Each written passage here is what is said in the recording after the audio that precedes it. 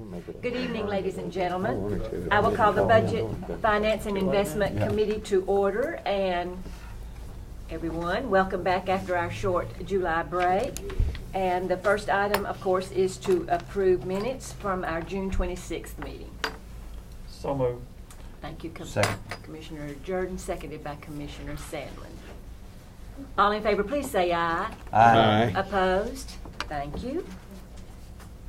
Mr. Beatty, good evening. Good evening. We will have your investment report. It's a short one tonight. We didn't have any bids over the last month, and our LGIP rate, believe it or not, went down a basis point to 10 basis points. The good news is it can't go down much more. No. Then they'll start sending us a bill to keep it for us. So, but hopefully, well, you keep thinking it's going to be. You just keep thinking. Surely. Well, a motion to approve the report. Thank you, Commissioner Sandlin. Second. Seconded by Commissioner Schaefer. All in favor, please say aye. Aye. Thank you, gentlemen. Thank you very Yeah, much. you can go back having fun. Can't Well, I just don't even know what to say. There it is. Yes. Okay. Okay, gentlemen, our fund condition reports, and we will start with information Why from didn't it split? June. And of course, as always, we start with the development tax. In June, Yeah, but it we didn't received flip. $104,250. That brought our year-to-date last year to $3.2 million. And we budgeted, Initially, wasn't it $1 million? Or a million. But we also added, a lot of projects during the year. we played with the bid, yeah. Right, and we ended the year restricted for capital is $1.6 million. So it was 7/8's the last time it was more than that then, right? So, Year 7-8. I think it's yours turn. It's not. 8-9 was 561. Oh.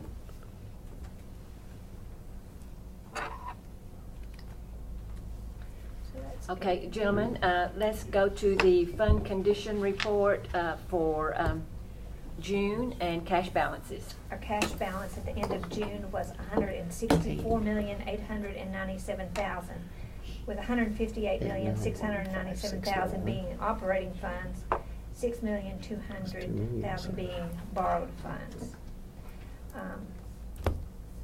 One item to bring your attention, I'm going to talk about it in June and one in July.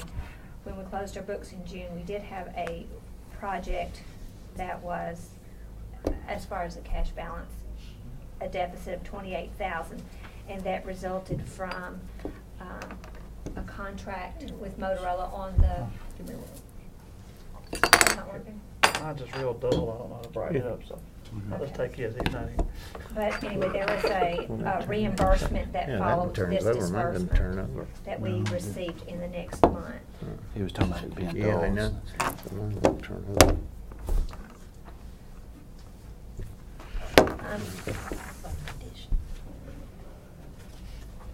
Some items of note as we ended, I'll just go to the major funds.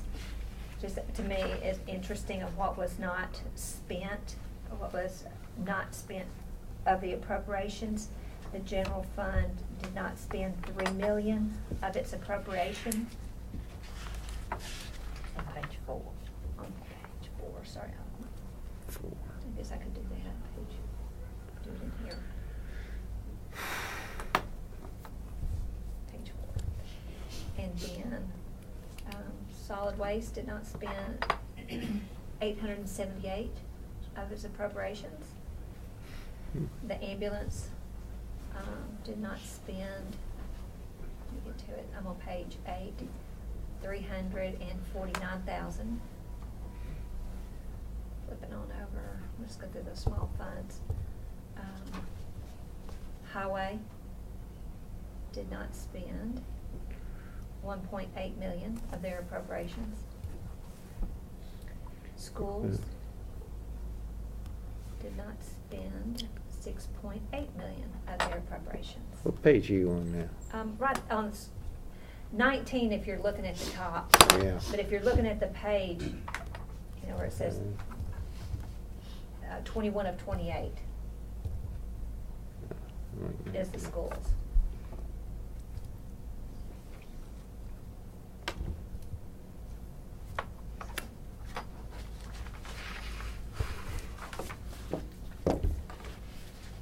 So are we ready?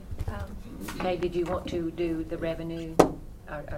We have it there. I'm not sure that we need to spend a lot of time there, but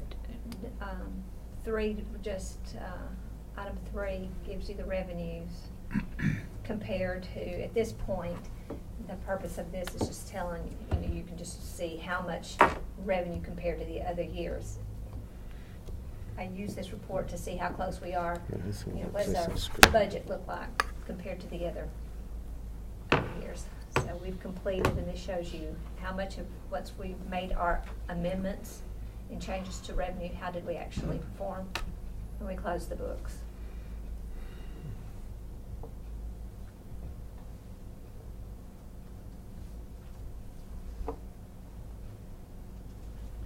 okay, gentlemen, are we ready to move to July and the development tax for our first month of this new fiscal year? Starting out strong with 407,250. 252,000 of that came from apartments in Smyrna.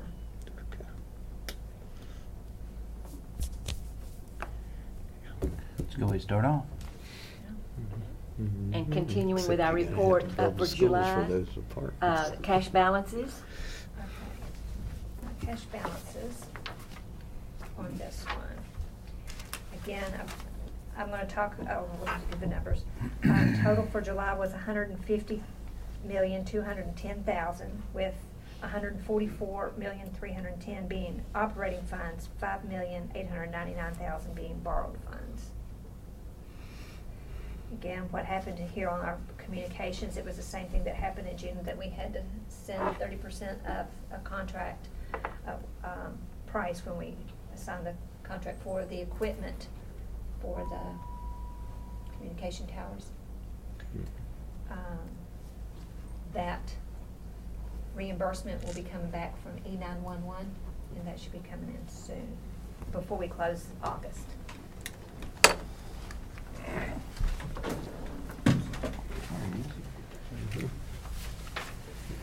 On this one, revenue in July primarily is June revenue, and that's accounted for in how we close when we close our books. So really, there's not a lot of activity to report in July. But if you would, go to the last page of the document. Commissioner P., we're on fund condition report, and notice that we have June and July. If you'll find us in July, we're at July. Well, mine wasn't pulled up. It'll take me a minute to find it.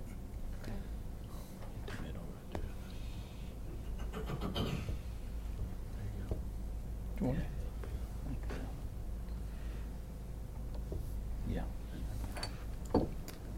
We're up, thank you. Okay, so if you're with me on July 2013 on page 28 of 28, the very last one.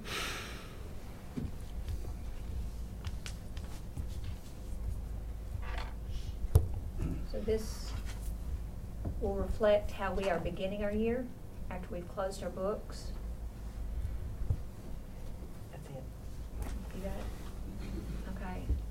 Our estimated unassigned balance, fund balance at the end of the year is estimated at this point to be $16,155,000. That equates to a 19% fund balance. So that's where we start. Schools, their unassigned fund balance is projected at the end of 13-14 to be $15,097,000. That represents a 5% fund balance. Just remind you, our minimum with the general fund is 15, and the minimum with the schools is 3. Now, Mr. Sandvik has informed us at our insurance meeting that you'll be seeing an amendment come through next month for $1.2 million drawdown of the fund balance to take care of a textbook adoption. So that will be coming.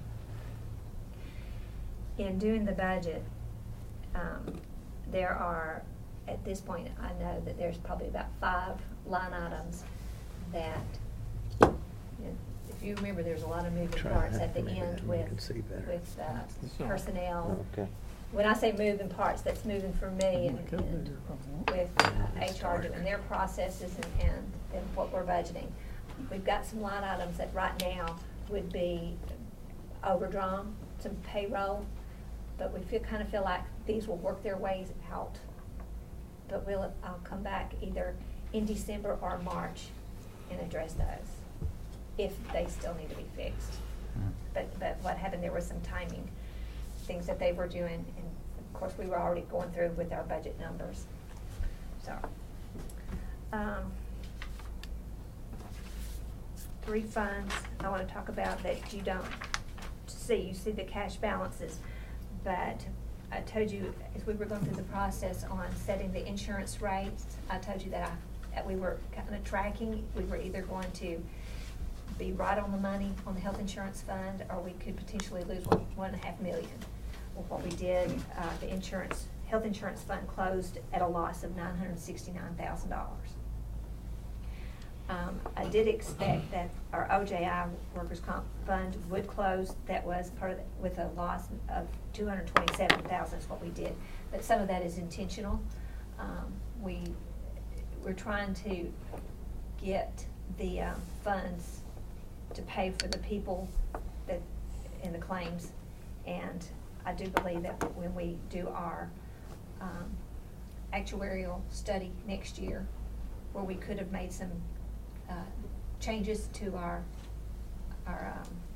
claims and judgment payable number, that would have worked its way out.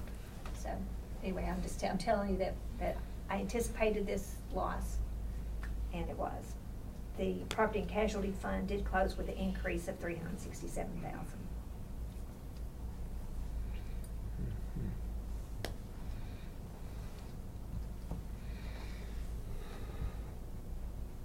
How much time do you want to spend on those revenue sheets? The revenue for sheets, July, since really you told us all nothing. this information? Nothing. I mean, I don't really have to. I mean, it's there for your review, but really, it's not a lot of activity with 1 month reporting. Okay. Gentlemen, questions or comments about the fund condition reports for June and July? The July, the one we just looked at, that statement of proposed operations, in the general fund, how much roughly has been rolled over from last year into unassigned fund balance? In other words, there's Homeland Security, sometimes a sheriff has stuff on grants that wasn't all spent last year. Okay, that's you know, if you're looking at the sheet, hopefully we've caught those, and that's sitting in your restricted fund balance. If there was, okay, we might be talking 2 different things. I'm talking about monies that we got for grants, for things that was not spent. That's what I'm talking about, yeah. Now, you'll see an amendment later that's coming through that during the budget process I had an amount in revenue that, to remind myself that we need to go back and check that, and I didn't go back. So the budget currently has estimated revenue coming in, and we're not going to have it. So you'll see an amendment tonight to undo that one. The Homeland Security money, we don't get the money until we spend. So that's going to be taken care of, that particular one. There's some revenues that we get advanced. You'll see an amendment for that tonight from the Sheriff's Department, where we received money from the City of Murfreesboro on a law enforcement block grant that we received the money. They get the money and they go ahead and cut our portion, but we haven't spent it. So that's restricted revenue. It can't be spent for anything but. the purpose. Okay, so that's and it's not sitting part in here. of the final unassigned fund balance? It's then? not in unassigned, no. Okay. No. But you know, what I was getting at is a lot of times we get grants are approved throughout the year and all the money isn't spent by June 30th for that year. We And when- tried to roll them. Yeah. That's what I was getting ready to say. On some of those that we know, like the home grant, that monies that we know that it was a grant for a specific amount of stuff, and then at the end of the year, we know it's going to roll back, and we try to put those in the budget so we don't have to come in and amend the revenue and the expense at the same time. Okay. But to try and, I guess, sort of answer your question, it looks like on July the 1st, 2013, we had about 23 million in the unassigned No, fund balance. that's all fund balances. Right, and That's and- everything. I know. That's your restricted, your committed, your assigned and unassigned. That's everything. That's what the 23 million represents. Oh, okay. It It's says combined. unaudited. It's unaudited. I thought it said unassigned. No, it's unaudited, because right now that's the number. It'll say unaudited, and that's how we closed our books. That's what we looked at, what it looks like when we closed our books. Auditors are in there doing their thing. Once they go through and Mhm. check our numbers, they'll most likely give us some audit adjustments to then, and then this title will be changed to audited balances if we have to make any changes. But at the point we are now, this is the reflection of how we closed our books and posting the budget and what the projected ending will be at this point in time.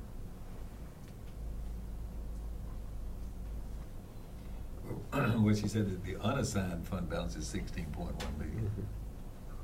Out next to the last column. Right, I see That's that one, but estimate. that's projected for June 30th, 2014. Oh, I'm sorry. I was Yes, looking for yes. something that said July 1, 2013 for the unassigned fund balance, and I couldn't see this Okay, word. you It go says back- unaudited fund the- balance, but I guess to answer Doug's question, several million went unspent and was Well- rolled into the unassigned fund balance. I don't know the exact Well, we number. kind of went over that. Yeah. That's why I was going over, what did we have appropriated that didn't get spent? So what, 3 million for the general fund? Was it the general fund, 3 million, yes. $3 million.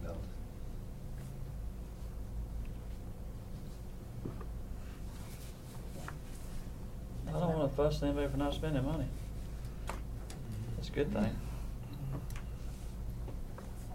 Gentlemen, any further discussion on the fund condition reports for June and July? Motion to approve. Thank you, Commissioner Jordan. Second motion. Seconded by Commissioner Sadler. All in favor, please say aye. Aye. Opposed? Thank you. Gentlemen, we're ready for the insurance report, and Mrs. Stinson will also be reporting June and July.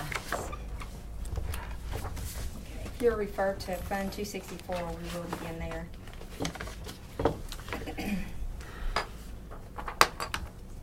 At the end of June, for our medical claims experience, our per employee per month was $641.79 compared to prior year same time of $726.96. Year-to-date average for last fiscal year was $803.65 compared to prior year of $791.32. When we combine our on-site medical experience, our per employee per month for the month of June was $680.48 compared to prior year of $762.15. We ended out just slightly over for year-to-date than we had prior year, with year-to-date average being $839.07, with prior year being $824.93.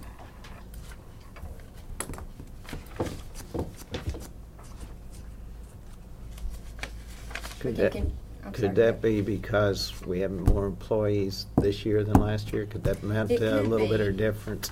Well, it could be. If you'll look at what our employees were, there wasn't that many more. There is a line item there that shows you that our average for last prior fiscal year was 5,062 on a monthly basis. Year-to-date average was 5,165, so they were slightly up, but not tremendously. A lot of that has to do with just experience, utilization, other medical factors that drive the claims that we discussed during the premium discussions. If you're ready, we'll continue for the month of July for this fund. In the month of July, our per employee per month for medical experience was $885.03 compared to prior year of $918.84. You'll see on the on-site medical that there's a new line added to this particular block. I am now separating out what our MedPoint office visits counts are compared to our retail visits. If you recall, several months ago, we started Where am I seeing that? I'm sorry. I'm mimicking Oh, there we go. services. Okay. Mimicking services in the Take Care retail locations, and so we'll track those just so that you have a better understanding what utilization is. When we combine our on-site medical, our per employee per month is $927.26 compared to prior year of $955.92 for a slight increase over prior. One other thing I want to mention in regards to the on-site medical is that through a financial review recently completed with Take Care, it was shown that the Rock Springs Middle and the Health Department locations had low utilization. That low utilization, we still have to fully staff for the clinic hours that were available at those two locations. It was recommended to the insurance committee that we close those two locations effective August the 1st, and anyone who typically uses those has another alternative available to them within a 3-mile radius.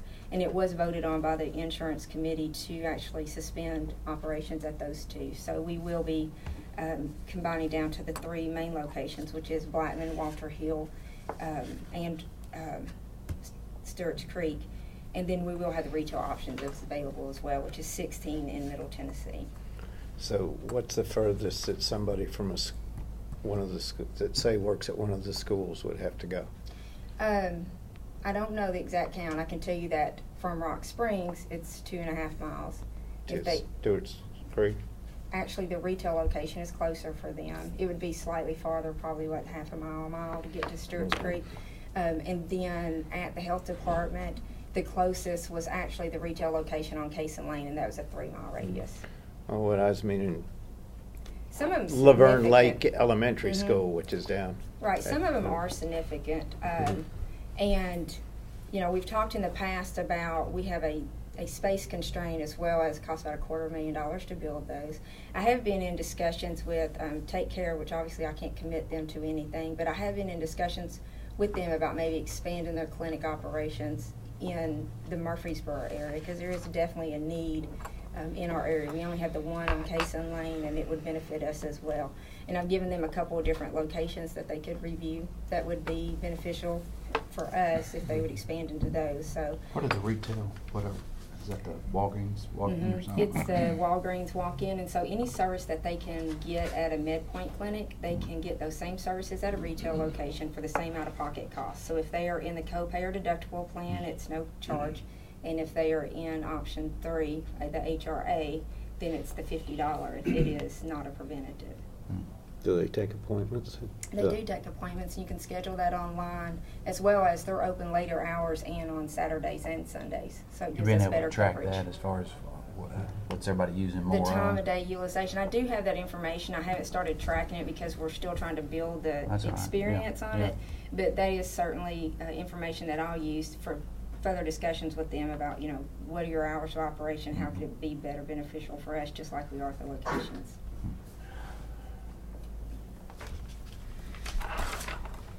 There's one more sheet I've included in your financial package for 264, and that is the revenue versus expense comparison, which you've seen previously. It's on that page 5 of 13. Ms. Nolan talked about where we ended up in June because things are tracked on a fiscal year from a financial perspective. We have a tendency to look at things on a calendar year as we are looking at data and statistics, and so this just gives you a different review. We are currently trending from a calendar year perspective positively, and our costs this period over last from a month basis is down, but what you can see if you look at prior years that, as I mentioned previously, as the year continues out, you start to see a decline in that positive number that we have, so we'll continue to track that. And of course, this is the data that will go into calculations for 2015 premiums, which we'll be discussing before you know it, so it's good information to have.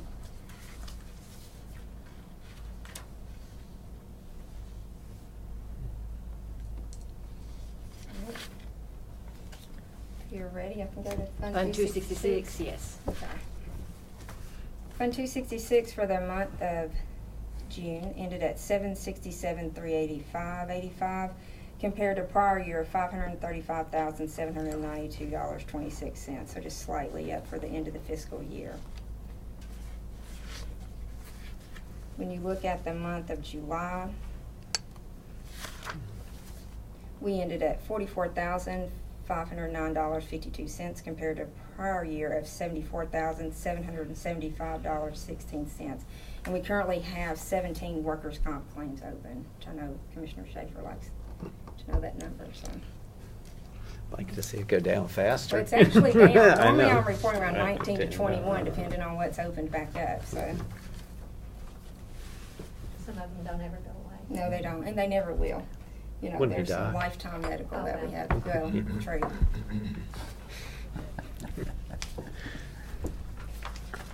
Gentlemen, any questions for Mrs. Stinson on her financial reports? Motion to approve the report. Thank you, Commissioner Schaefer. Second motion. Seconded by Commissioner Sam. All in favor, please say aye. Aye. Opposed? Thank you, gentlemen. Mrs. Stinson, you have a recommendation from the Insurance Committee to adopt a biometric screening program. There's a couple of pages available for you. The first is a benefit survey that was conducted by my office. We reached out to 95 counties in the state of Tennessee and requested certain benefit information, one of those being their wellness initiatives. Of the 95 that responded, 32 responded to the wellness aspect of the survey. 27 of those who responded tied their premium directly to wellness, and 20 of those were on the state plan. This information was important for us because a lot of times we are compared to what does the state do. And a lot of times when we're discussing things in the insurance committee, that's often what we fall back to is what is the standard. So if you look at the next sheet that you have available on your iPad, if you're scanned to the next page, there's a Partners for Health sheet there. The recommendation made to the insurance committee was to add a wellness fee beginning in 2014. And the wellness fee is basically a Know Your Numbers campaign. And what it requires an employee to do is to provide blood for a lab to be conducted that actually feeds data into Cigna. And based on those results, will ultimately feed into disease management programs. It is a step towards getting a healthier population, which is another opportunity for us to control premiums and claims experience. The state of Tennessee started their Know Your Numbers campaign in 2011. Since 2011, they have actually continued to ramp up the wellness initiative. For 2013, what you have in front of you is a long list of requirements that employees have if they want to benefit from lower premiums. So in addition to a health risk assessment, a biometric, there are other things that they have to do that you can see here require a lot from an employee. It has to be a conscious decision that they make to participate.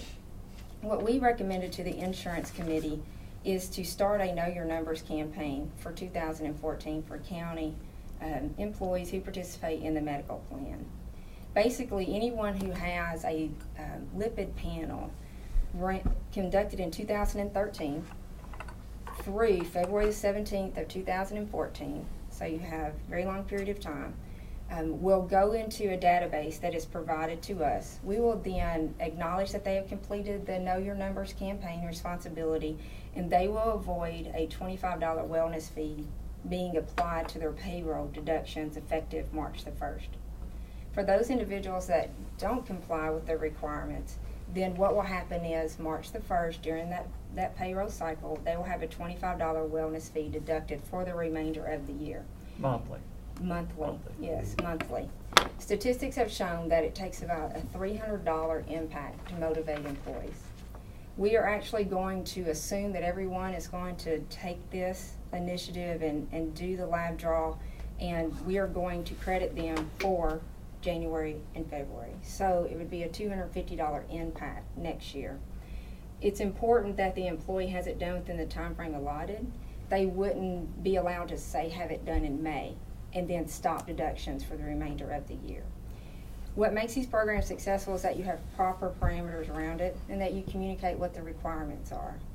The test that we're doing, which you can see is the lipid panel on the sheet provided to you, is a very, very basic test. It is a baby step in the wellness world. But what we're trying to do is to just, get our toe into the wellness environment from this perspective and start changing our culture. It's going to take a partnership with employees to control the premiums, and we have to start somewhere. And this is the recommendation. This is also consistent with what other employers do from a wellness initiative. We are only requiring the employee to do it, not their spouse next year. But there will be other steps that we will review once we better understand the behaviors of our employees for further years to continue wellness and create a wellness environment for us. This is something they're paying, or is it the county is paying for this? So what we will pay for the actual testing to be done.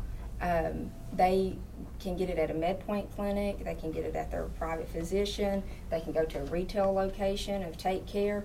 We're going to be at the health fair giving out flu shots. They can do this there as well. The cost for that process will actually bill to us, to the insurance, just like it would as any other wellness benefit. We currently ran a query to see how many employees have completed it. And at the end of June, 675 employees had actually had this done through one of the ways that I've described. That's out of 5,190. So we have about 5,200 employees. We've had 675. It's more that's done it than I thought, though. Yeah, well, there was an additional 263 that did what's called a Celeste Tech, which is a finger prick test, through the HRA fairs that we had in the early part of the year. This one is a full draw. This is a full draw. Yeah. But we will allow the 263 because even though their data won't feed into Cigna, we won't tap into some of those disease management, we want to make this as easy as possible. So we'll credit those individuals as well. So you're looking at 938 employees out of 5,200. There's still a lot of people out there. I'm thinking of the other side, the legality of it. With us, I guess we're requiring it. Well, we're not requiring it. They have the option of not doing it. They're just paying. It's just going to cost you if you don't. Mm-hmm. So, also with the findings and the responsibility, and then, I'm just all of that goes playing to devil's Cigna. advocate here. Mm-hmm, I understand. We won't have access to that information. I don't want access to that information. Yeah. Perhaps some point on an aggregated basis, but never on an individualized basis. It's already happening today. These 675 people that went to their doctor or whoever and had blood draws, it processed at a lab, the data fed to Cigna, it fed into the disease management process. This just puts a focus on that. And it gives the employee the opportunity to say no and to go do it. It's a very simple it's a simple test to be done. And there's a lot of avenues and a long period of time in which it can happen. Anybody that's had a physical automatically gets this for the most part. For the most part, Because when you yes. ask the insurance committee how many people had this done on their own, and I think pretty much the whole committee Majority. had a physical in the last year, or been to the doctor. It's just a simple blood draw. Well, simple and, my father's passed away, but telling my father a long time ago, just go do this and, it could prolong your life. They're not going unless something's broken, something's cut, something's emergency, and which is probably one of the reasons why he didn't live to be an older person, So ultimately this is to prolong all of our employees' lives. Yes, it's a know your numbers. And that's what it's campaign. about. But some folks won't see it that way. Sure. I don't want to know. I don't, I'm not saying I don't want to know. I'm saying some folks are saying, until I'm sick, I'm not going to get treated. And this is something we got to promote or try to help folks get in and get this done. So There are people out there walking around with their cholesterol at terrible levels that maybe a pill a day could fix their problem instead of having to open heart surgery, or they just die at 50 or something like that. So. Well, 3 questions. This sounds like this is when we talked a couple years ago about tobacco and higher premiums for tobacco, didn't we? It sounds to me like it's a different way of doing that, really. I mean, it's doing the same type thing. It's letting you know where you stand. If you got some problem, Cigna's going to get a hold of you. Right? See, if you read all of this page that she had for the state of Tennessee, they're already to that level. If you're members and covered spouses who use tobacco must engage in the tobacco cessation program. So this is an evolving kind of process. We're just taking baby steps, like she said here to start with. Well, the other two questions. Spouses of employees, are they involved in this? No. And if not, why not? Because, if they're paid, and retirees. Okay, good question. The first is, I'll answer the retirees, that's the simple one. We talked about this process at the work session for the insurance premiums, and the magnitude of dealing with the premiums was such that we delayed conversations or decisions about this particular process. We talked about it a couple more times during the insurance meeting. When we finally decided to move forward with this, premiums had been set, so we can't really affect those premiums, which is why it's coming across as a fee. We don't have a way to effectively collect that money from the retirees, which is why the retirees aren't being done this year. We could say, you owe us the premium and you have to write us another check, but what I don't want to get into the collections business. I mean, quite frankly, I don't have the staff to do that. So that's why the retirees are being excluded. They would be the right population, because if we do this in future years, it needs to be part of the premium. We need to see a change on a premium basis. For the spouses, there was discussion about this on the insurance committee, and I believe that we are just trying to enter into the wellness marketplace, and we were trying to streamline it such that it was as minimal as possible to try to drive some type of result and to start changing the mentality of our population. That it's not, that it is a partnership. And so it's not uncommon for employers to do that. You enter into the wellness with employee only, then you expand it into spouses. You start looking at programs like smoking and those type of things. What is the body mass index? There are just some tried and true mechanisms for wellness. What we need to do is to see how our population responds to these type of initiatives and then decide what's the proper avenue to take next. But there are certain things that typically occur once you start down the path with employee populations. Do you think the $25 fee will just be temporary and then next year this will somehow be incorporated into the premiums? Yes, I believe that next year, for whatever the parameters are of the program, it will have some type of direct premium impact. The other discussion too about the spouses, it would be $25 if we were doing employee plus spouse. It would be higher than $25. And it's an all or nothing, because you have to administer this, and so typically it's an all or nothing. So let's say that the employee does it but their spouse doesn't, they still get charged. So there are some different dynamics like that that we would have to consider as well. But we still have to pay for both of them. That is correct. Right. Mr. Milton just mentioned that he is a state employee and he's been in this program that they have for a couple of years, and it's very workable.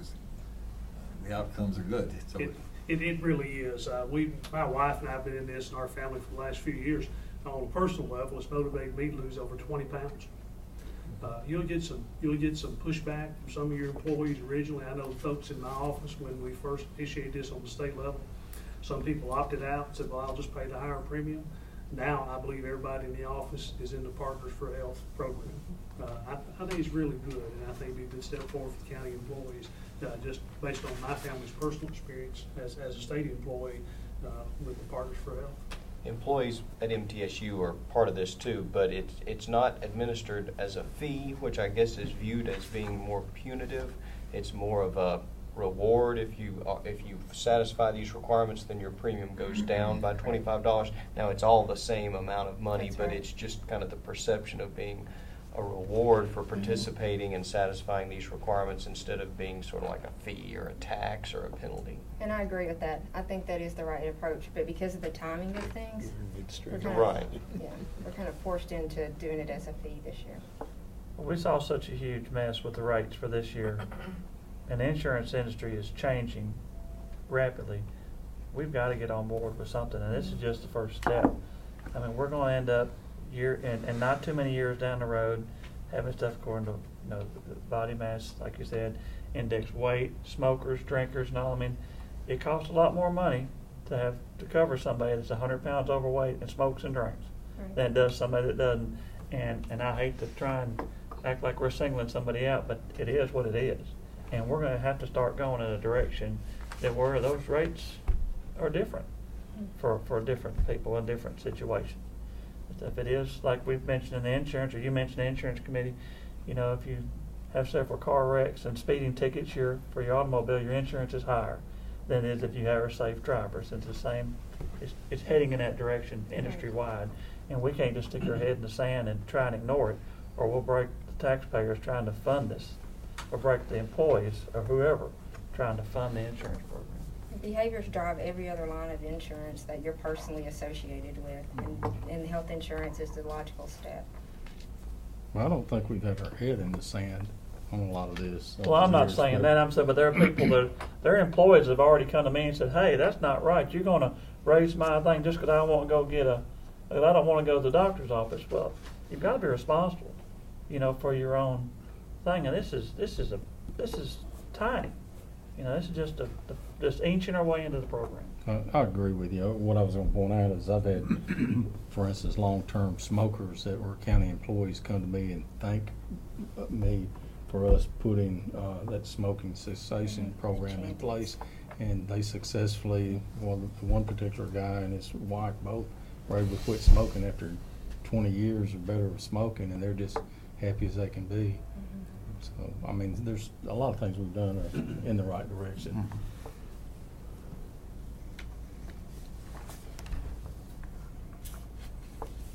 Okay, gentlemen, you have heard the information, and this is a recommendation from the insurance committee. What's the projected cost on the county? The projected cost was over $500,000, if I remember correctly. I didn't bring that number with me. We did share that with the insurance committee, and I believe it was over $500,000 for the testing. That's 100% testing, or? It was around 85%. 85%. We probably won't get there, will we? Well, we hope so. Oh, I mean, we hope so. There were also numbers of where you avoid one bypass surgery could cost $100,000. So this $500,000 is going to be money well spent. That's right. You know. I voted for this in the insurance committee, and I'll make the motion to approve here. Thank you, Commissioner Jordan. I'll And second. seconded by Commissioner Schaefer. Any further discussion? Call the roll, please. Commissioner Bond? Yes. Commissioner Jordan? Yes. Commissioner P? Yes. Commissioner Sandlin? Aye. Commissioner Schaefer? Yes. Commissioner Ely? Yes. Anything else? No, ma'am. that's Thank all. you very much. Thank you. Gentlemen, number 5 on our agenda is a resolution regarding over and under property tax payments for the clerk and master, and Mr. Bratcher is here to explain this resolution. Good evening, Good evening, Mr. Bratcher. how are you? This is basically a technical housekeeping resolution to save us a little money with regard to mailing and billing and so forth. But sometimes we get underpayments, sometimes we get overpayments, and if you get one that's $2 difference, should we go to the trouble of having somebody send letters and maybe repeatedly do that kind of thing, and it'll add up. So this is really a cost savings, and it's minimal either way. If it's somebody pays over on their taxes up to $5, we just won't worry about it. If they pay under, then up to $2, then we'll just take it out of our fees and put it in there. But we'll be saving money by doing that. This is consistent with what our trustee is doing. Thank you. Yes, it I is. think some of you may Having the same remember practice. Yeah, that that's we what I was did just this. We gonna were trying to say, yeah. remember when we did that. That's right. Make a motion to approve the request. Commissioner Schaefer, seconded by Commissioner Sandlin. All in favor, please say aye. Aye. Opposed? Thank you. Thank you very much. Do you all have this? Yes, we have. the original? We do. Oh, thank you so much. Appreciate it. I don't know if theirs was the same Okay. one. Gentlemen, we are ready for the general fund budget amendments. And our first request is from Mr. Melton. Good evening, and if you will join us. Good evening, committee members, Mayor, Mr. Mayor. And your request, please, sir? Yes, ma'am. The summary that has been passed out is basically what this request is.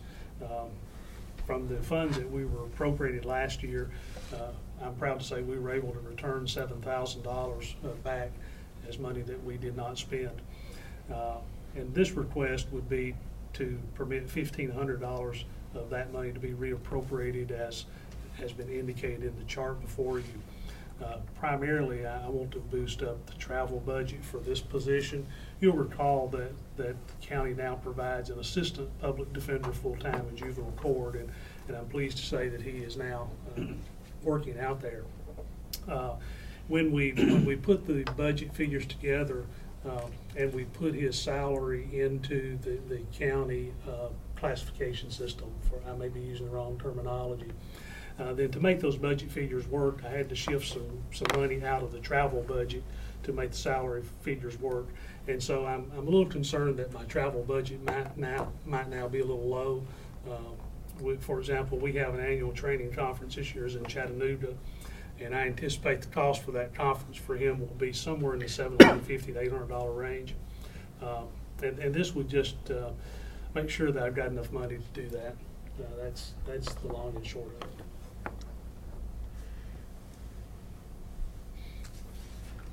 Motion to approve, Madam Chairman. Second. Commissioner Sandlin, seconded by Commissioner P. Any further discussion relative to the motion? When you said that was monies were sent to the state, back to the state, or was that actually back to our fund balance? It came back. Well, the way this had been done in the past was the county made that appropriation, and then that money totally went into the state to be administered.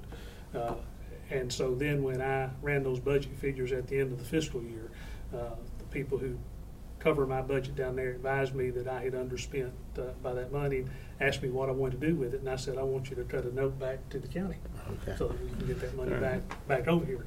And so that's where that came from and how that came about. This year, now the money never leaves the county, and it's coming through the regular county budget process.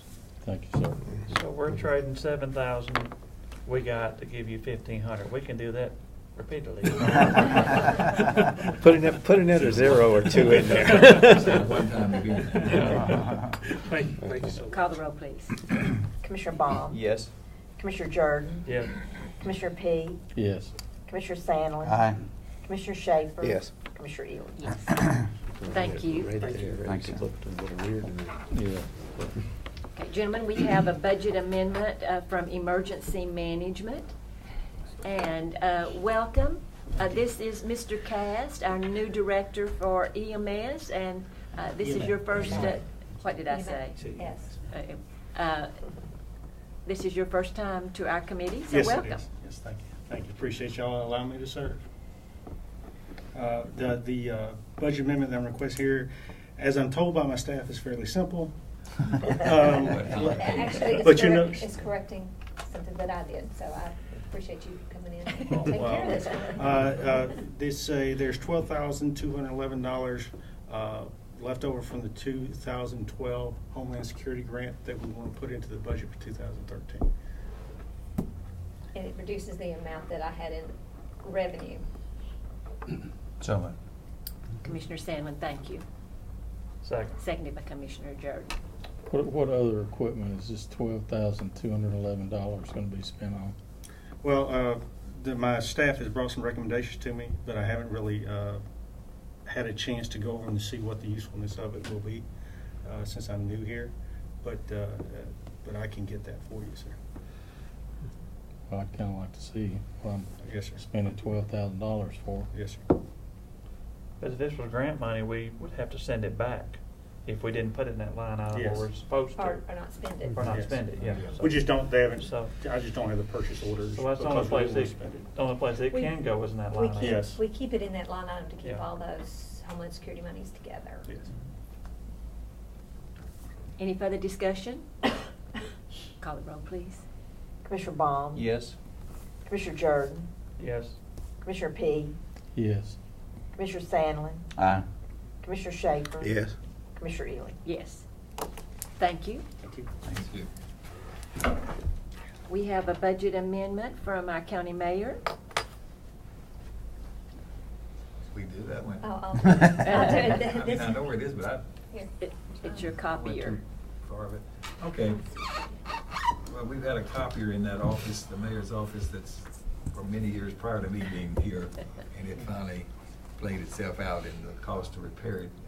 We're not even sure we could have repaired it. It would have been, I think, $2,500 to $3,000. So we bought a new copier, and we're paying for it out of the $599 miscellaneous other charges, but we're moving that over for, so it'll be in the proper designated line item to office equipment.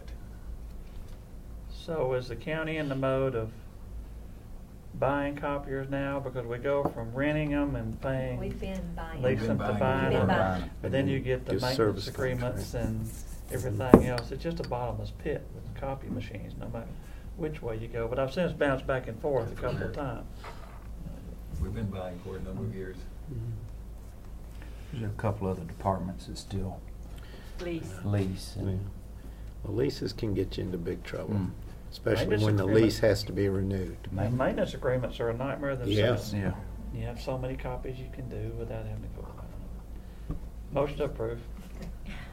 Thank you, Commissioner Jordan. Second. Thank you, Commissioner Baum.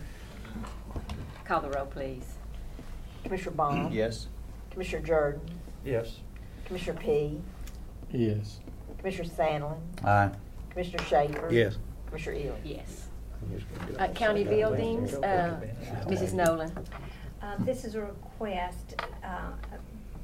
Mr. Mankin had the ability to send 4 employees for HVAC training to maintain the systems and the equipment. Class began August 6th, so they had to get the information to them. So they had enough money with internal amendment to go ahead and issue the PO, but now they're really asking for the other $1,000 to do the other 2 folks to go. So this is a request to move $1,000 out of their maintenance repair of building to travel. So moved.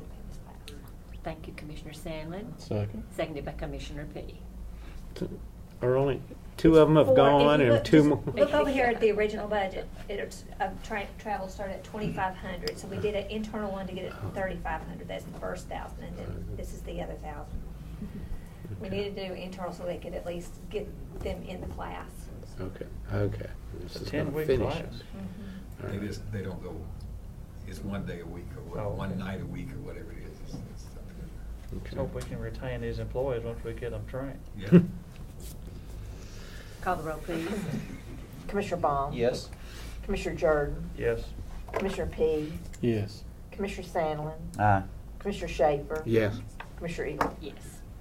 From the Sheriff's Department, Sheriff Arnold, Mr. Russell, and the the budget amendment is one that Mrs. Nolan alluded to during her fund condition report.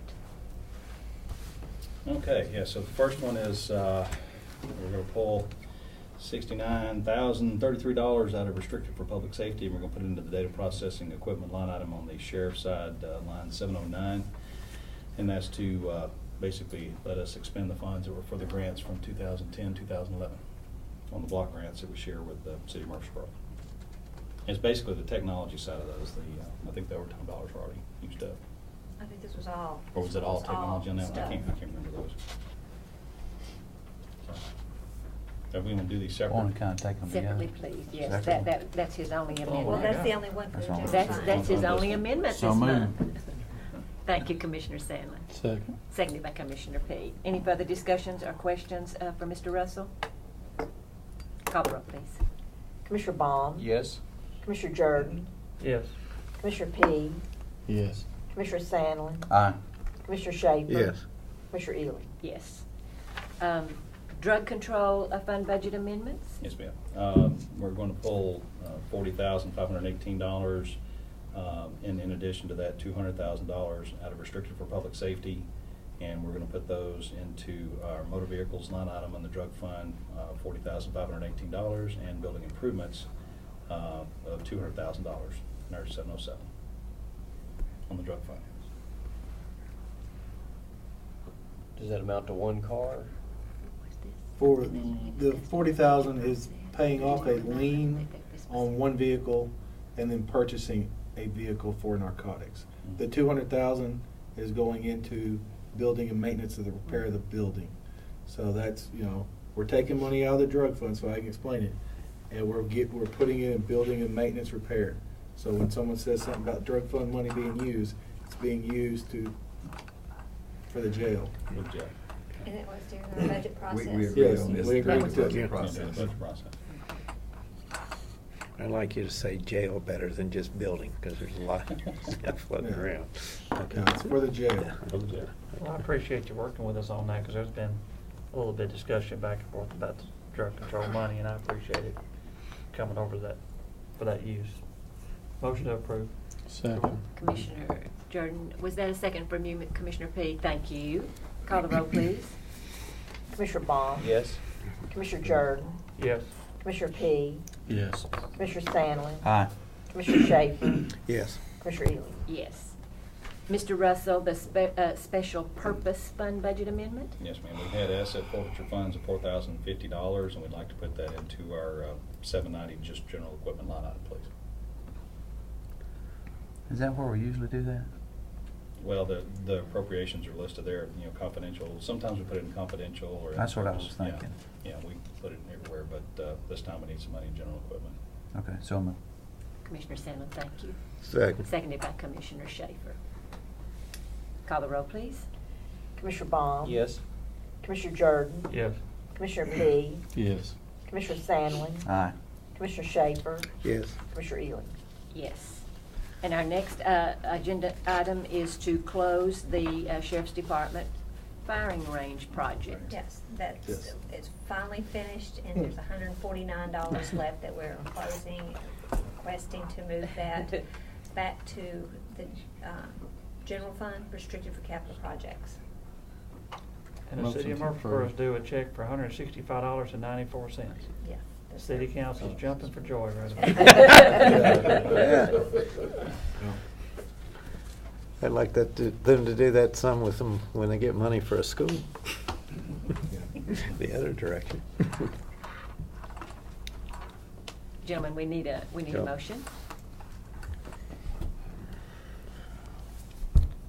Motion to approve. Thank you, Commissioner P. I made it a moment ago. I thought I heard him say it earlier. I apologize. Commissioner P, I'm sorry. And seconded by Commissioner Jordan. Call the roll, please. Commissioner Baum? Yes. Commissioner Jordan? Yes. Commissioner P? Yes. Commissioner Sandlin? Aye. Commissioner Schaefer? Yes. Commissioner Ely? Yes. Thank you, gentlemen. Actually, I got one other quick thing for you. And I got this afternoon late. I'm going to take one, just want you to see it.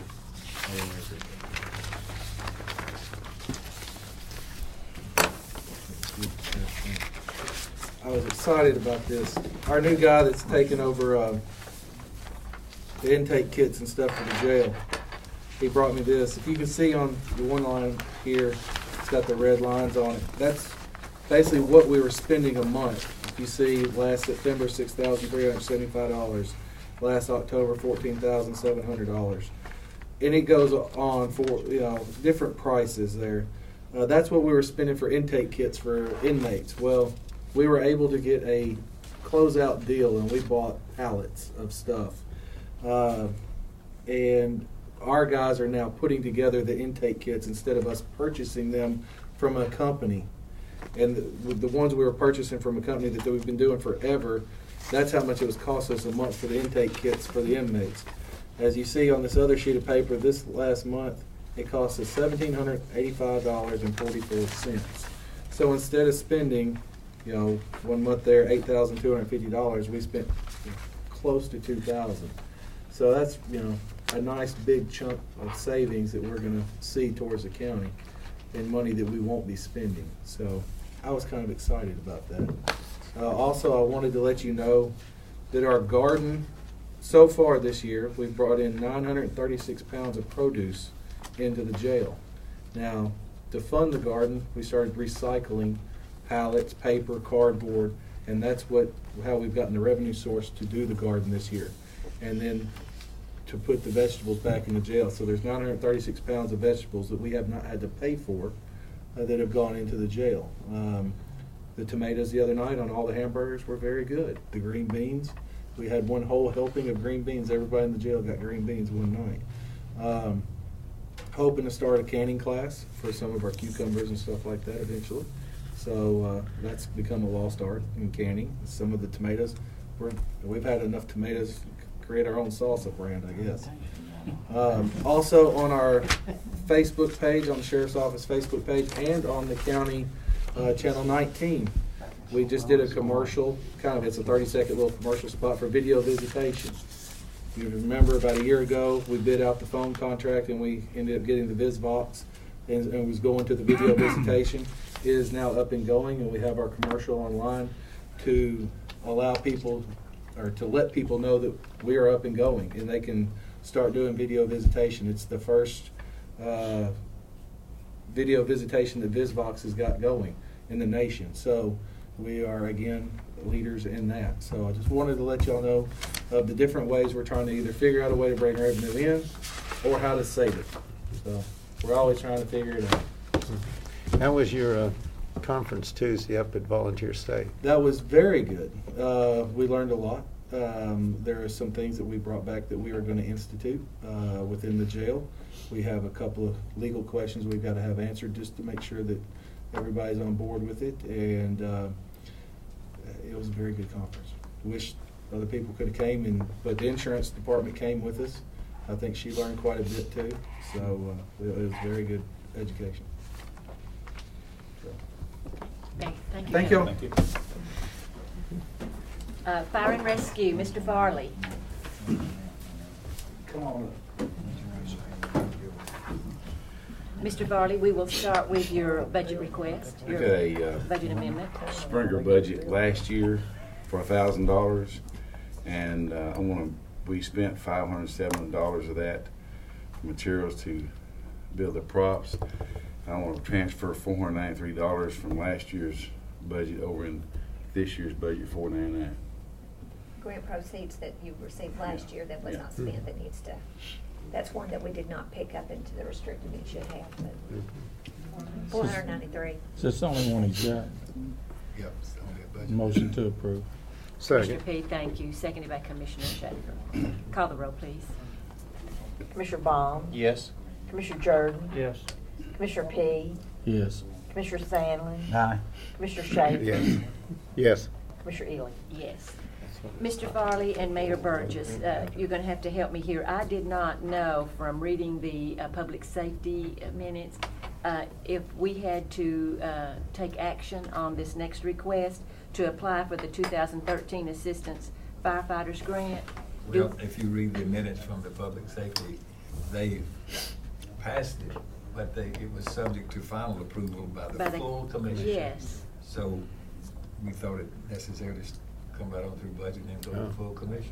So we should do that, okay. So who takes it to the full commission, budget or public safety? So that was my next question. But they wanted a consensus from the whole group before they allowed us to actually make this application. Explain. It's a safer grant. We want to request to write a grant for 12 firefighters to help staff a station, and this will be for a two-year grant, fully funded, and after 2 years, then it would be left up to the commission to continue it or discontinue it. Lou, will that be staffing one station, or will you be putting drivers in specific stations? Well, the recommendation, I talked to CFAS, and their recommendation is to fund one station and give you a full crew on 3 shifts. That way, if anything in the county, there's a structure fire, they'd be one full crew responding to that. Because a lot of times during the daytime, you have some of the volunteer departments that may not have but one person respond. And so that would guarantee any department, any time of the day, that there is one full crew that would be responding with them. Kind of be a centrally located spot so they can go any part of the county then. Fairly reasonable time frame.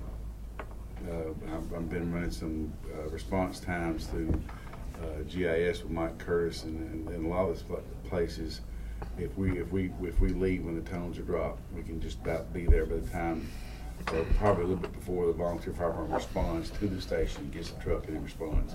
And a lot of times you might have 1 or 2 people respond to that fire. Where this right here would guarantee at least 1 full crew. 1 crew being 4 people. Yes, sir. And we applied, I believe, last year for 4, and we did not receive the grant. And CTES has advised us, Columbia, Murray County, they got a grant that they applied for 12, because it takes 12 people to fully staff 24/7. Basically, the 2 in, 2 out. If you can't support that, they won't fund it. And so this is for 12? 12 people, full-time. Yeah, for around the clock then, yeah. Yes. And what's the county's liability on all this? But they'll be our employees. Well, I mean, how long does the grant? It's a 2-year grant, fully funded 2 years, benefits and salaries. Okay. After that point, you'll have to make a decision, do we continue that with our own funds or discontinue? And that would be, I think, me and the mayor figured out would be the budget year of 2016-17. And what are we talking about? Of course, it'll be different dollars then, but what are we talking about as far as this? What's the money here on this grant saying that that's what it would take for 12, I guess? A little over $600,000 per year. It'll be a situs. Not his grant. Yeah, but after the grant's over, if we continue it. Of course, this is just applying. We still get the option of turning it down. There's no guarantee we'll get it. Even if we got it, and then we have the decision 2 years after it's implemented on whether we continue it or not. You know, because we could get a couple of years and hopefully we continue. I watched the Public Safety Committee meeting, one of the reruns after somebody mentioned it to me, and I have to catch it and watch it. And one commissioner said that they thought the people in the rural districts ought to move to the city if they wanted fire protection. But I disagree with that. I believe we ought to give everybody fire protection we can, the best we can. You can't just say everybody wants better services, move in the cities. That's unrealistic. And our volunteers in the county are some of the best trained volunteers in the county. I've trained a lot of them, but they're absolutely amazing when they're in service. But our call volume is going up 50% every year. The county's getting a bit larger, and there's times where there's only 1 rescue truck in the county that's manned, and that's Sword. My figure is we have a wreck way out 231 out in Walter Hill, and we have somebody on 96 or on the interstate, and the other volunteers are out of service. You know, that scares me, that thought. And this right here would give us, you know, somebody guaranteed to roll a rescue truck or a fire truck, whatever the need may be. Because, like I say, our call volume has been going up 50% every year since 2010. Well, in public safety, the original vote went 3-2-1, so it didn't pass. The one person that you were mentioning changed their vote, and I was the one that was a no, and the no was because I felt that if somebody in the county didn't want it, that I found it awful hard in my own mind to vote to support it if a rural commissioner was not going to support it, even just to go to the commission to apply for the grant. And the other person felt we could get money by whatever we did with the pension and the insurance. And so that was the abstention. But the one commissioner changed the vote. So it wound up 4-1-1. Well, my district is completely rural. I don't have any part of the city in my district, and I support this because I think the people in my district deserve fire protection. And we can't ride the backs of the volunteers forever. I thought we had already committed to ramping up a county fire department. We built a building or 2, and we're starting in that direction. This is a way to get, you got to get in or you got to get out. And I heard you say during the tape of that meeting that, you know, you have to have 12. Because I'm like, well, let's just get 4 or 5, but that doesn't work. Well, you won't get the grant, you can't work. If we request 4 or 5, we're not going to get it. And we wrote a really good grant last year. I mean, it was really good, and we had a lot of the FEMA people look at it, and they said it was great, except for the number. They won't want to support that number. Well, didn't they say it really 4 don't really do anything? Is what it amounts to. I mean, this way we have a full crew that would, especially in structure fires, would roll to any district in the county to assist. That would be a full crew. Well, we've got a line here that we're, like you said, I think we've already committed, you know, in doing this, but, you know, I don't remember a number as far as how many we're talking about countywide, or, you know, as far as the firefighters, and then what kind of number as far as expense. You know, some maybe were on board, some maybe weren't, but enough for it to pass, and you're here, you know. And I think that's the thing. It's a whole new department, and when you're talking new department, you're talking about change, then folks are a little bit less likely for change. But then you're talking about a whole nother department. We're just talking about 12 right here, it being 600,000 plus. You know, how far down the road are we from, you know, are we, what is the plan, I guess? What is the game plan? Well, if this right here goes through, and let me back up to stay on subject a little bit. I'm for applying.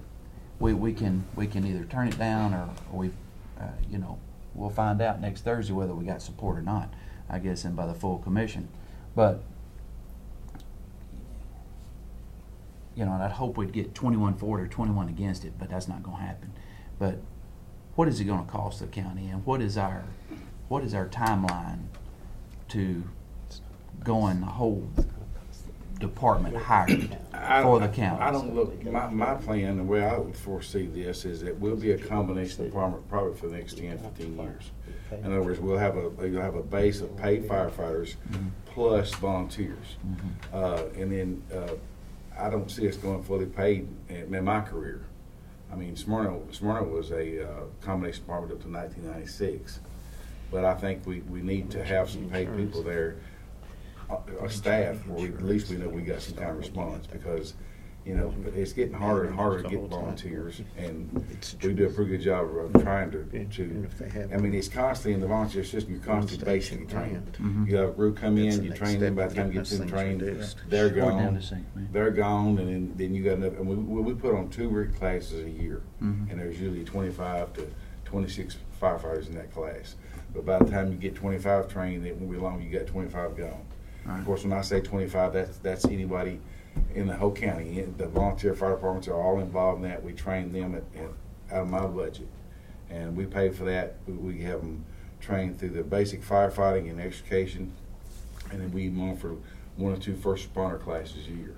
But basically, what I'm doing, I'm training these guys, and they're going to Murfreesboro and Smyrna and Laverne and different places.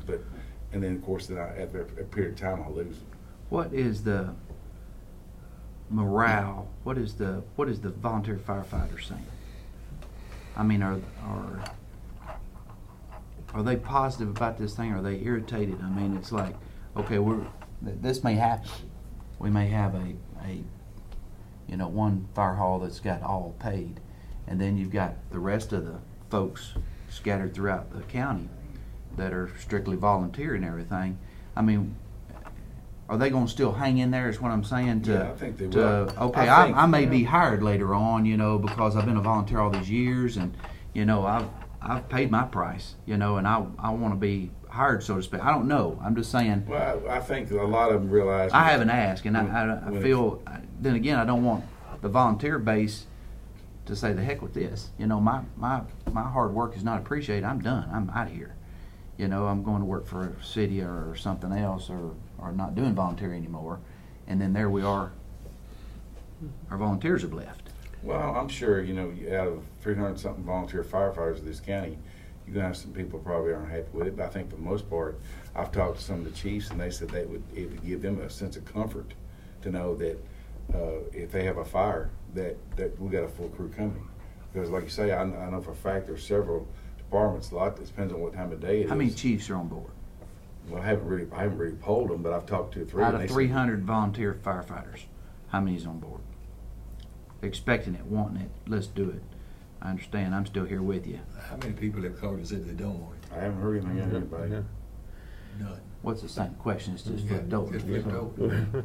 But there's another thing, though, that a lot of some of the volunteers you have live in the cities, and they do it because they believe in it, and they believe the county needs it. And I've talked to several of them that feel that way. And you've got a lot of volunteers in the county that are volunteer firemen, but they like the profession that they draw their paycheck, so they're happy to fill the volunteer position. But I'd say most of them who are not happy in their present position would like the opportunity to end up doing it for a career.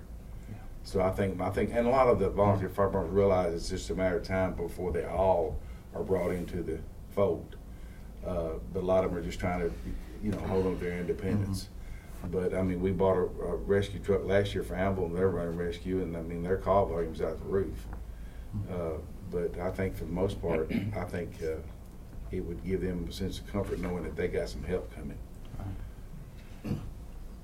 Mr. Pease had first-hand experience here. What's your take on this? Well, the reason I volunteered for over 10 years is because I wanted to do something for my community.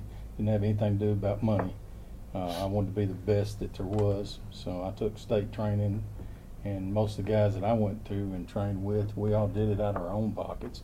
We didn't have Larry there shelling money out to us. We took our own vacation time, and we went down to the state fire school and we got those certifications. And we worked hard for it, and it's something we're proud of because we did it for our community. Didn't have anything to do with money.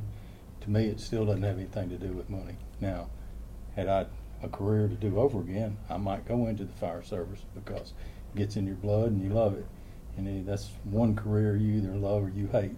You can either do it or you can't do it, and I promise you put a mask on, try to walk in an enclosed building that's got fire, and learning how to get around that heat. I mean, it takes certain people can do it, and a lot of people can't do that. But it's got to do with a sense of community service. And to me, that's what it's about. And this county right now cannot make it without our volunteer fire department. We've got a small fire department right now, but if I had to take either the volunteers or your group, I'd be taking the volunteers because, they're more organized as far as, there's 300 of us. I mean, versus, I don't know how many you've got on hand now, and part of your guys are volunteers too. Yeah, well, so they'd be in it. So yes, there'd be some that'd be disappointed that they don't get an offer, one of those 12 positions, and there may be hopes that they would in the future. But I think as long as they see that there's a fair assessment on how these people are hired, then you won't have that kind of problem. But if you don't have an open hiring system where everybody has an equal opportunity to apply for those positions, then I think you could cause some problems there. But I think our HR department's smart enough to do it the right way, personally.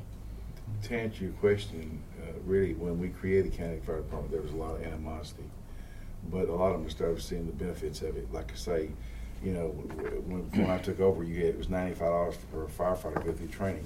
But for $180, and I'm an instructor, and I got 4 or 5 instructors, we can put on this work class for $180. And that where it was $100 per person, I can do a whole class for $180. So the county's putting out that money that we're paying for that training, we're providing that training, so it's free to the volunteer. So, and we've made it all inclusive to all the volunteer departments, whether it be the county department or the volunteer departments. But we've actually, in the last 5 years, a lot of the departments, we're all pulling in one direction now. We're all working for the same goal. We've put rescue out there in the fire departments.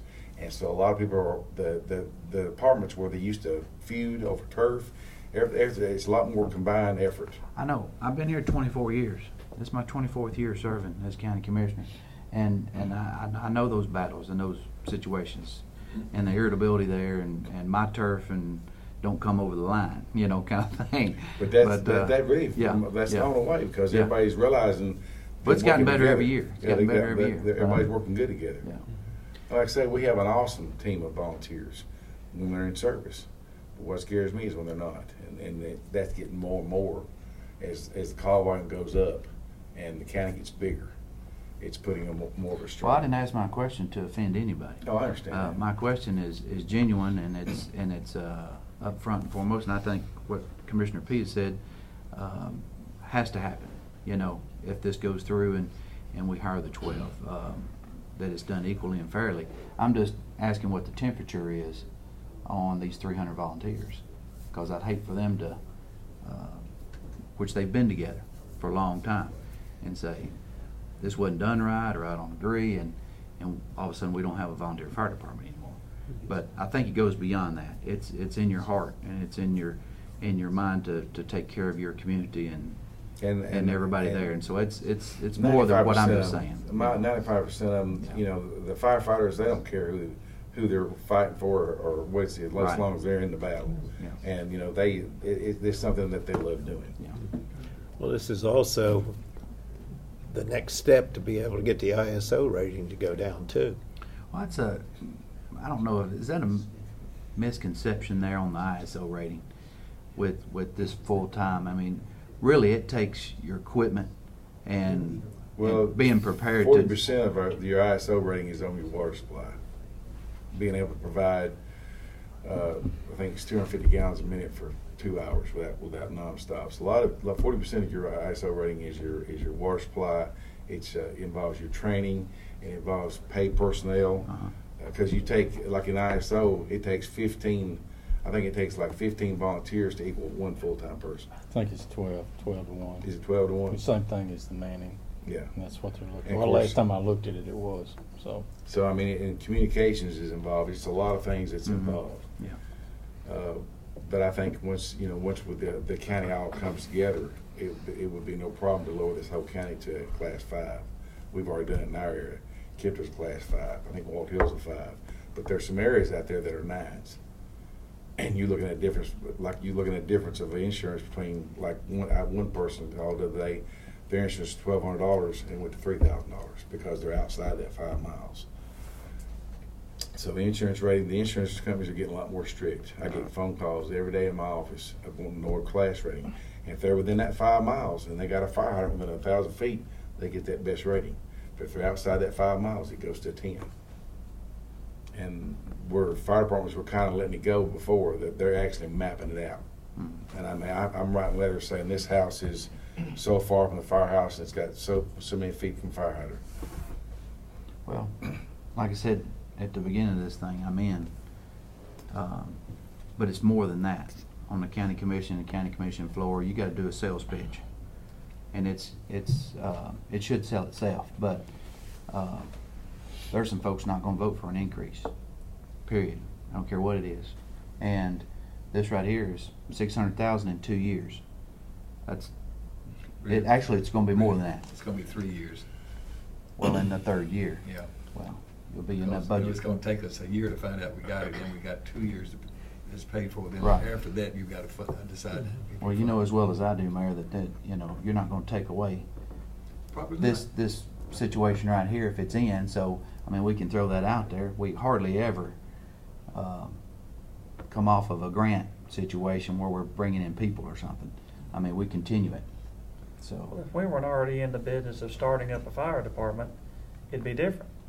But we're sitting there trying to get this thing off the ground, and there's a grant available. That's where we're already going. It's not like all of a sudden somebody comes and we never even thought about having a county fire department, say, hey, here's a grant, and we got to come up with that whole mindset. We're already started down that road. The only thing that concerns me, and I just thought of it sitting here, is once we get a few on board and the staff, team in one department or one location, is that going to hurt recruiting out there because the people are going to get a little, like say, oh, well, we got a county fire department now, they'll take care of it, and not get the people to get off the couch and go down there to the fire department and get in with those guys and go get the training and stuff, because a lot of people do it because it's community service.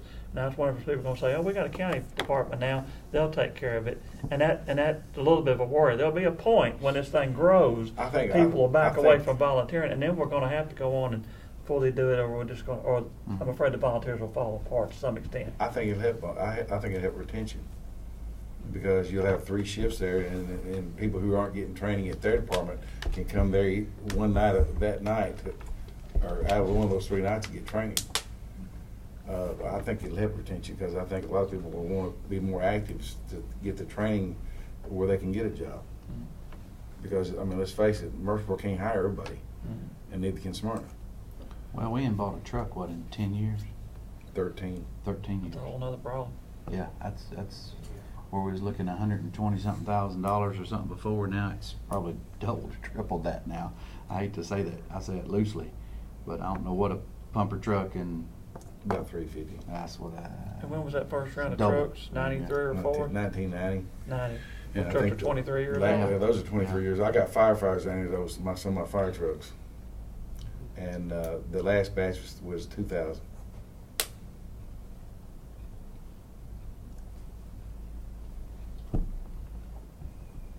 That's a good point, because I think that this county fire department, these 12 people help maintain that older fleet that we've got right now. I actually think that you play up to the level of your competition. So if you get 12 full-time guys that are fully trained, they can take some of the load off, and they can help bring the level of training, the level of readiness up for a lot of these volunteer fire departments that are out there. And basically, what you're getting with those 12 guys, you're getting when that truck rolls up, there's 12, or on that truck there's 4 guaranteed advanced trained firefighters. And then you got to realize we're also doing vehicle electrification too. You got a motion on the floor, right? We do not. And of course, this is to apply for this grant. Motion to approve application process and whoever, give the mayor or whoever needs the right to sign. Okay. To sign Goes to the commission. for the application and to send it to the commission. Second Thank you, motion. Commissioner P., seconded by Commissioner Sandlin. Any further discussion relative to the motion? All in favor, please say aye. Aye. Opposed? Thank you. Thank you very much.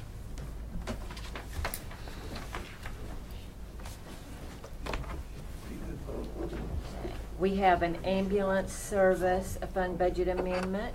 Mrs. Nolan? Yes, ma'am. This is a request to fund Yes, sir. property casualty claims allocated to the ambulance fund. We didn't put this in their budget, and we do need to have it in there.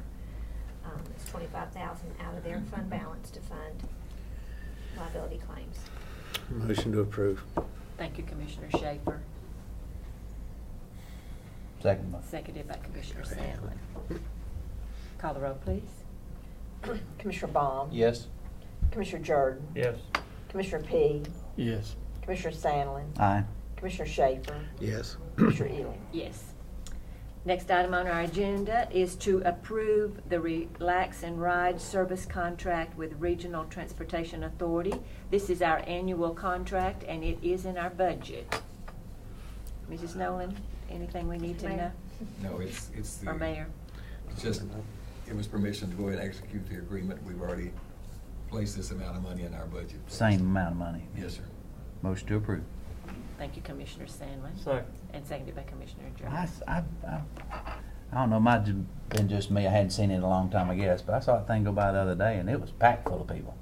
And I thought when it started, they didn't really have much participation or whatever, but it was, and they were going toward Nashville, so I don't know where. They run Broad Street, all the time, and I come in out of town that way, and they stop up here at the corner of Broad and Northfield in the afternoons, and every bus I'm behind will let 25 people off at 5:30 in the afternoon or 5 o'clock, and they make that route every so many minutes. I mean, they're filling that parking lot up at Kroger and all right there. And that's people off the roads, not burning gas and polluting the atmosphere and everything, so it's good for everybody involved.